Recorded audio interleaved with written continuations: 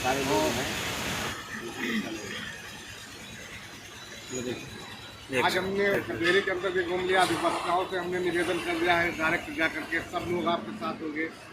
और अभी हमने टेलीफोन पे उनका हमें आधा घंटा बप्पी गुप्ता जी गिरफ्तारी हो गई थी, इस बारे में आपका क्या कहना है? देखिए, मैं सबसे पहले तो जितनी भी विपक्ष की राजनीतिक पार्टियां हैं, मेरा हाथ जोड़कर निवेदन है कि किसान के मुद्दे पर अपनी राजनीति बंद कर दें।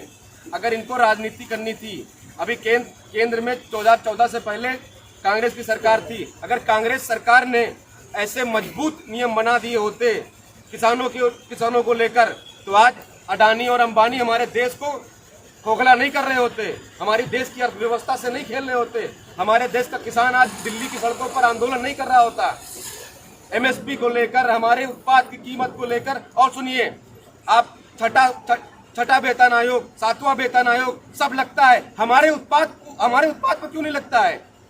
हमारी सब्जी, हमारे फल, आप खाद का रेट बढ़ाते हो, डीजल का रेट बढ़ाते हो, हमारे उत्पाद का रेट कौन बढ़ाएगा? कब मिलेगा हमको अधिकार कि हम अपने उत्पाद की कीमत को निर्धारित करें? कब मिलेगा अधिकार हमको? तो यही अधिकार मांगने दिल्ली गया है। दिल्ली में वो राज्यसभा सीट मांगने किसान नहीं गया है, जो ये लोग बताते किसान राजनीति करने आया है। किसान राजनीति नहीं करता है। किसानों पर राजनीति करने वाले राजनेता आज किसानों को राजनीति सिखा रहे हैं, पढ़ा रहे हैं। तो होश में आ जाए केंद्र सरकार, वरना जिस तरह कांग्रेस सरकार का सुबाड़ा साफ हुआ था, बीजेपी भी केंद्र से गायब हो जाएगी। केंद्र से नहीं, प्रदेशों से भी गायब होगी। आएगा और लाठी से विरोध होगा तो क्या होगा? अस्पताल नहीं जाएंगे, अस्पताल ही तो जाएंगे। आपका अगर एमएसपी को लेके विरोध है? हाँ, हमारे किसान भाइयों के सारे संगठनों की जो मांग है, एमएसपी को त्रिस्तरीय अध्यादेश में सुनिश्चित किया जाए कि एमएसपी से नीचे खरीदारी होती है, वो चाहे बनिया करे, व्यापारी करे, मिलर करे, बाणे वाला करे, कोई भी करे, तो उसको 1 साल की जेल हो। पराली जलाने पर मुकदमा लिखने का प्रावधान है, और हमारे धान को सस्ते रेट में खरीदने पर कोई प्रावधान नहीं है। ये कैसी व्यवस्था है सरकार की? तो इसका विरोध है। दूसरी चीज, हमारी मंडियों को समाप्त न किया जाए, क्योंकि एक किसान के लिए मंडी उसकी छत होती है, उसको समाप्त न किया जाए। और जो इन्होंने स्टॉक लिमिट को खोल दिया है, इसमें कालाबाजारी बढ़ेगी, ये मैं शुरू से कह रहा हूँ। इसको लिमिट इसकी बरकरार रखी जाए। ये मुख्य मांगे हैं हमारी अध्यादेश की। और अगर नहीं मानने तो अध्यादेश ही खत्म कर दो। अगर इन बातों पे नहीं मानना तो अध्यादेश खत्म कर दो। इस देश के किस किसान ने तुमसे कहा कि अध्यादेश लेकर आओ भाई? किसने कहा? आप आनन फानन में लॉकडाउन में लेकर आ गए अपनी स्कीम। किसने कहा आपसे? ये जो है केंद्र सरकार 2014 में पूरे देश की व्यवस्था को बेच चुकी है अडानी और अंबानी के हाथों में। आज ये सिर्फ किसानों से मीटिंग करने कौन आता है? कृषि मंत्री। अरे कृषि मंत्री को देख कर देश की जनता ने वोट नहीं दिया था।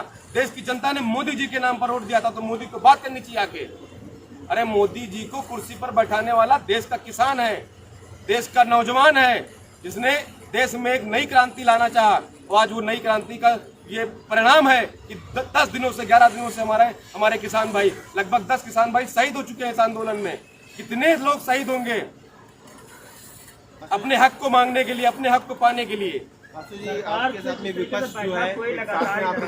बंद होंगे। अगर अमेरिका में है तो मेरी कोई जिम्मेदारी नहीं है। अगर भारत में है, भारत बंद का आह्वान किसानों ने किया है और देश की 85% आबादी ने आह्वान किया है, तो इनको हमारी बात माननी चाहिए। अगर ये अराजकता करेंगे तो हमें मजबूर होना पड़ेगा अराजकता करने के लिए। सरकारी ऑफिस बंद कराएंगे, सारे सरकारी कार्यालय बंद। अभी आपने एक शब्द, सरकारी प्राइवेट सारे बंद। भारत का मतलब क्या? भारत में सरकारी और प्राइवेट की अलग तो थोड़ी है। अरे अभी आपने कहा अगर सरकारी दफ्तर के कोई भी अधिकारी कर्मचारी बाहर निकलेंगे तो अस्पताल जाएंगे, मतलब ऐसे किस तरफ क्या इशारा आपका है? अगर भाई वो निकलेंगे इसका मतलब वो हमारा विरोध कर रहे हैं, वो हमारा विरोध करेंगे तो हम उनका विरोध करेंगे।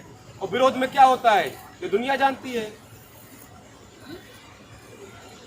पूरे राष्ट्र का किसान जब विरोध प्रदर्शन करते हुए हैं, सारे संगठन के हैं, आप देख सकते हैं।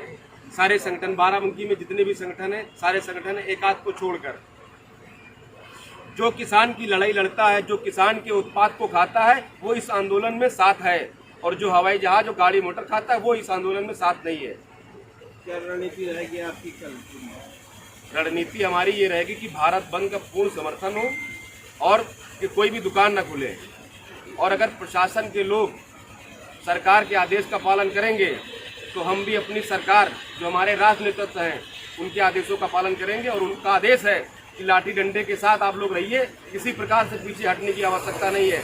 अगर हमारे किसान से बदतमीजी हुई तो दिल्ली में बैठी सरकार ये जान जाएगी ये कृषि प्रधान देश है। उनको एहसास दिलाने के लिए ये भारत बंद का आह्वान किया गया है। किसान एकता जिंदाबाद, जिंदाबाद। किसान एकता जिंदाबाद, जिंदाबाद। किसान नहीं अन्नदाता है, भारत विधाता है। किसान नहीं अन्नदाता, जो किसान की बात करेगा वही देश में राज करेगा। जो किसान की बात करेगा वही देश में राज करेगा।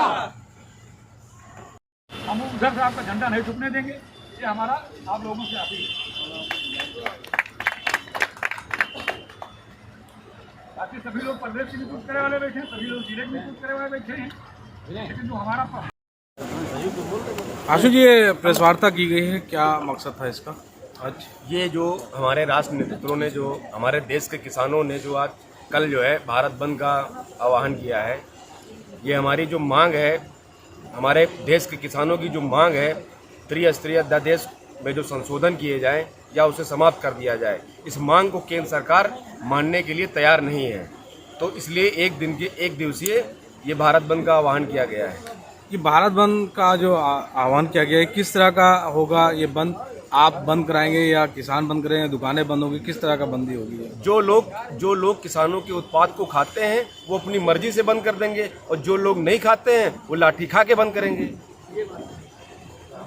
मतलब पूरा सरकारी और गैर सरकारी सब संस्थान, सरकारी, अर्ध सरकारी, गैर सरकारी, प्राइवेट, सारे लोग, स्कूल वगैरह। देखिए, ये हम सब लोग की धमकी नहीं है, ये हम निवेदन करते हैं पूरे भारत देश के युवा साथियों, किसान भाइयों, मातृशक्तियों से कि कल के दिन, एक दिन, देश का अन्नदाता एक दिन मांग रहा है आपसे, अपने हर एक व्यवसाय को बंद कर दीजिए। और देश की दिल्ली में बैठी केंद्र सरकार को सिर्फ एहसास हो जाए कि देश का किसान की ताकत क्या है, किसान एकता में कितनी ताकत है, ये दिखाना है केंद्र सरकार को। अच्छा, जितने संगठन थे वो सब एक साथ आ गए? सारे एक संगठन एक साथ हैं, राम नारायण जी हैं, सुनील भाई हैं, लाल जी हैं, और जितने भी संगठन हैं भाई हैं हमारे, सारे लोग, सारे संगठन एक साथ में होकर हम लोग कल आंदोलन करेंगे। और यहाँ ही नहीं, जनपद बाराबंकी नहीं, हर जनपद में सारे संगठन मिलकर एक साथ में आंदोलन करेंगे।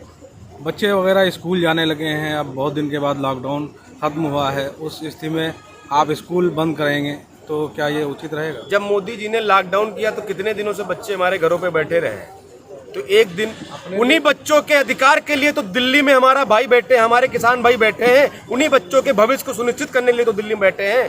तो एक दिन के लिए मैं सभी बच्चों से, सभी अभिभावक से, सभी स्कूल के जो प्रिंसिपल हैं, प्रबंधक हैं, सरकारी डिपार्टमेंट है, प्राइवेट डिपार्टमेंट, सबसे निवेदन करता हूँ, एक दिन के लिए, एक दिन अपने अन्नदाता को दे दीजिए। इस सरकार को एहसास हो जाएगा कि हाँ, अन्नदाता की ताकत क्या होती है।